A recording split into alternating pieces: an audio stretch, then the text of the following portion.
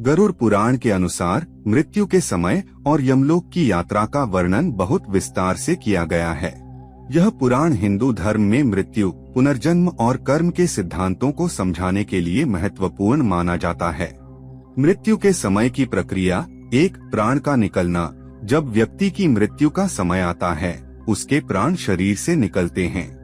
यह प्रक्रिया धीमी और दर्दनाक हो सकती है, विशेषकर उन लोगों के लिए जिन्होंने जीवन में पाप किए हों। 2, दूतों का आगमन। यमदूत, यमराज के दूत उस आत्मा को लेने आते हैं। ये दूत कभी कभी भयावह रूप में होते हैं, खासकर पापियों के लिए। यमलोक की यात्रा। 1, विचार का आना। जैसे ही आत्मा शरीर को छोड़ती है, उसे अपने अच्छे और बुरे कर्मों का विचार आता है।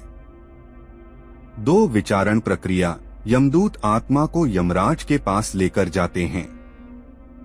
यह यात्रा आत्मा के कर्मों के आधार पर सुखद या दुखद हो सकती है।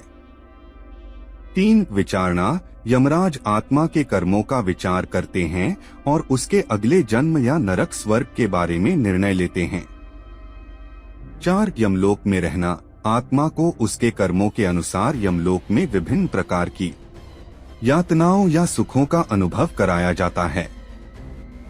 नरक की यातनाएं। गरुड़ पुराण में कई प्रकार के नरकों का वर्णन किया गया है, जहां आत्मा को उसके पापों के अनुसार विभिन्न प्रकार की यातनाएं दी जाती हैं।